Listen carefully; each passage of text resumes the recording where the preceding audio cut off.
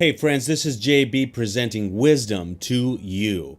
And today we are talking about the Proverbs. We're in Proverbs 23 and we are turning and moving forward, and we're going to continue with the Proverbs till we get to the end. And to tell you what, I started this sort of apprehensive.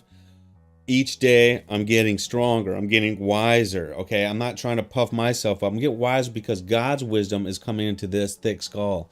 And I tell you what, when just a drip can help a lot, a person who has none. Tell that to a person who's in the desert. The wisdom desert of my mind is vast, was vast, but drip by drip, the Lord is pouring in. And so, what I'm doing is sharing with you where I am. Where you need to be is also in the Bible, in God's wisdom. Get some of it. You're having trouble making decisions, are you? What about the Bible's wisdom? What about the Proverbs? The Proverbs tell you what to do. You need to get in there and figure out, hey, look, they're also changed a little bit too. There's some that are nuggets. We had just exited out of that little gold mine. Okay, now we're into a new mine. Maybe it's silver that we're in right now. But the metaphor is that the tactics, such as the Proverbs themselves, help you. Okay, the more you pull out some of these. Okay, you take a chapter a day, for example, and start to meditate on some of these particular ones. Do not desire his delicacies, for they are deceptive foods. When you sit down and eat with a ruler, observe carefully what is before you, and put a knife to your throat if you are given to appetite. Right? You don't want to necessarily be influenced by all of these things they're going to throw at you. They're rich, right? Do not toil to acquire wealth. Be discerning enough to desist. When your eyes light on, it is gone. When your eyes light on, it is gone. For suddenly it sprouts wings, flying like an eagle towards heaven. That's an interesting one. We're going to have to look into that one a little bit more. Do not speak in the hearing of a fool. My friends, look, how many times have we done that? Fools are around, we want to say some words. Just don't. Shut your mouth. Okay, we've got to move past that. That's our pride. That's our own that's our own willful disobedience because it says not to do it. We want to elevate ourselves over these fools when we are fools at times ourselves. Do not move an ancient landmark or the fields of the fatherless. Well, apparently there were some ancient landmarks that delineated property boundaries in the past. Okay, that's might be what they're talking about. But any landmark that delineates something of history is something to be thought of when you, before you take down fences, as they say, learn why they were put up to begin with. Let's start to read this off because we're going to come to some of these that are highlighted and then we'll just talk to them. When you sit down to eat with a ruler, observe carefully what is before you and put a knife to your throat if you are given to appetite. Do not desire his delicacies, for they are deceptive food.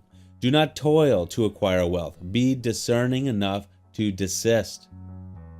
When your eyes light on, it is gone, for suddenly it sprouts wings, flying like an eagle towards heaven. Do not eat the bread of a man who is stingy. Do not desire his delicacies, for he is like one who is inwardly calculating. Eat and drink, he says to you, but his heart is not with you. You will vomit up the morsels that you have eaten, and waste your pleasant words. Do not speak in the hearing of a fool, for he will despise the good sense of your words. Do not move an ancient landmark, or enter the fields of the fatherless, for the Redeemer is strong. He will plead their case against you. Apply your heart to instruction and your ear to words of knowledge. Do not withhold discipline from a child. If you strike him with a rod, he will not die. If you strike him with the rod, you will save his soul from Sheol. My son, if your heart is wise, my heart too will be glad. My innermost being will exult when your lips speak what is right. Let not your heart envy sinners, but continue in the fear of the Lord all the day. Surely there is a future, and your hope will not be cut off. Hear, my son, and be wise. and direct your heart in the way. Be not among drunkards, or among gluttonous eaters of meat, for the drunkard and glutton will come to poverty, and slumber will clothe them with rags. Listen to your father who gave you life, and do not despise your mother when she is old. Buy truth, buy a lot of truth, and do not sell it. Buy wisdom, instruction, and understanding. Wow, if you have money, better to buy that than anything else. He's not saying buy a car. The father of the righteous will greatly rejoice. He who fathers a wise son will be glad in him. Let your father and mother be glad. Let her who bore you rejoice. My son, give me your heart, and let your eyes observe my ways. For a prostitute is a deep pit, an adulteress is a narrow well. She lies in wait like a robber, and increases the traitors among mankind. Who has woe? Who has sorrow? Who has strife? Who has complaining? Who has wounds without cause? Who has redness of eyes? Those who tarry long over wine. Those who go to try mixed wine. Do not look at wine when it is red, when it sparkles in the cup and goes down smoothly. In the end, it bites like a serpent and stings like an adder. So here's another play on the wine that we had talked about before. Do not, those who tarry long over wine, those who go to try mixed wine. Okay, you're trying to make it even better so that way it is even more delightful to take even more of it. Do not look at wine when it is red, when it sparkles in the cup and goes down smoothly. You've got to put some wisdom in how much you drink, okay? You can't be falling off your rocker. Oh, look, it's so good, so it's even tastes better now because we've had some, so let's drink more of it. Oh, it looks great. Let's drink more of it because of... No, I mean, decide, hey, look, you know, we're going to have a few, but maybe we're not going to be hammered, right? That's a way that a lot of the kids are going with it these days. In the end, it bites like a serpent and stings like an adder. Your eyes will see strange things, and your heart utter perverse things. You will be like one who lies down in the midst of the sea, like one who lies on the top of a mass. They struck me, you will say, but I was not hurt. They beat me, but I did not feel it. When shall I awake? I must have another drink. Well, that's like the picture of the drunk, right?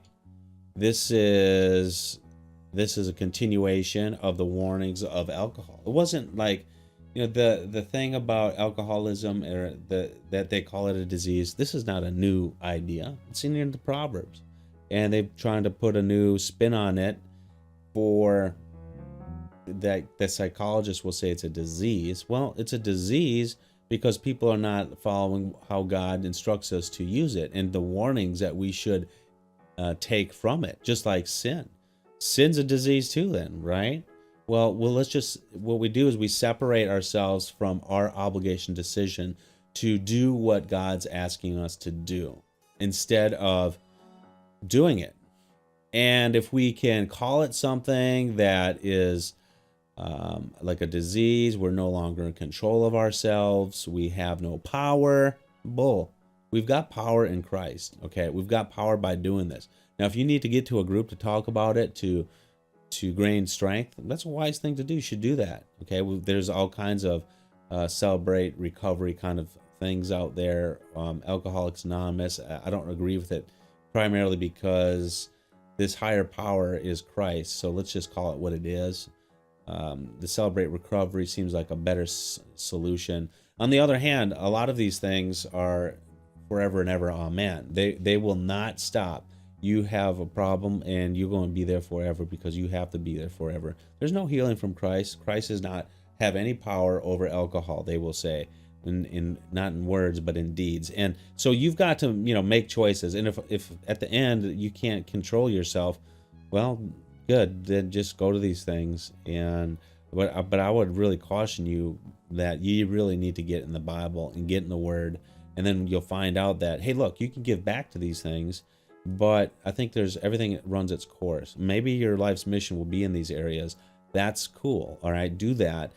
Make sure you're called from God to do that, and not basically hiding from the world in these areas, instead of going off and be champions for Christ and glorifying Him with how He wants you to be. Instead, some are simply hiding. And I'm not saying that's for everyone, and this is not exclusive, but you got to believe me that that does go on.